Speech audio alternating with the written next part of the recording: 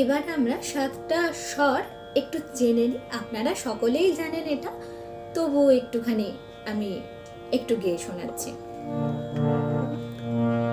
সা, তাহলে এটা যদি সা হয়, রে গা মা পা ধা নি সা, সা রে ধা পা মা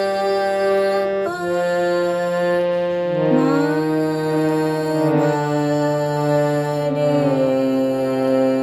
সা। আপনারা সকলে আমার সাথে একবার করুন। সা রে গা মা পা ধা নি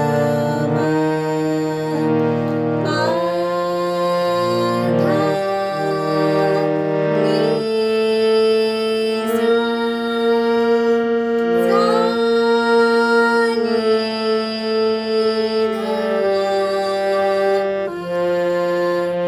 মা গা রে সা। তাহলে 7টা স্বর বা 7টা সুরের সাথে পরিচিতি আপনাদের হয়েই গেল, আমারও সাথে সাথে হয়ে গেল। তা এটাকে যদি আমরা একটু স্পিড বাড়িয়ে করি তাহলে কেমন হতে পারে সেটা দেখি, চলুন। সা রে গা মা পা ধা নি সা, সা রে ধা পা মা গা রে সা, সা রে গা মা পা ধা নি সা, সা রে ধা পা মা গা রে সা, সা রে গা মা পা ধা নি সা, সা রে ধা পা মা গা রে সা, সা রে গা মা পা ধা নি সা, সা রে ধা পা মা গা রে সা। এবার এইটাকেই যদি আমি স্বর বলবো না, শুধুমাত্র আ সহযোগে করি, আমাদের এই রেয়াজের ক্ষেত্রে, দৈনন্দিন রেয়াজের ক্ষেত্রে এই আ কার দিয়ে স্বরগুলোকে বলা, স্বরগুলোকে জানা, অর্থাৎ কোনটা গা হবে, কোনটা মা হবে, কোনটা পা হবে। আমি এখন সা যদি বলি তাহলে এই পরিপ্রেক্ষিতে কিন্তু রেগা মাপা ধানি সা এটা বলা খুব সোজা, হ্যাঁ। কিন্তু যদি আপনাকে চট করে বলা হয় যে পা কোনটা বলুন তো, পা, এইটা চিনতে হবে।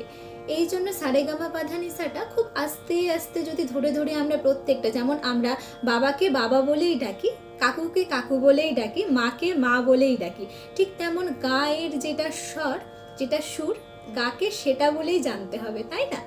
যেমন মা, মা, হ্যাঁ, এই রকম এসে যাবে, এটা কোনো মানে বিষয় না, এটা সকলেরই এসে যাবে। তো একটু দ্রুত যদি আমরা আ বলি, এটা আমাদের রেয়াজের ক্ষেত্রেও, দৈনন্দিন রেয়াজের ক্ষেত্রে অনেকটা কার্যকরী হবে। চলুন তাহলে দেখে নিই। তাহলে সারেগামাটাকে করে নিই। সারেগামা পা ধা নি সা, সা রে ধা পা মা গা রে সা, আ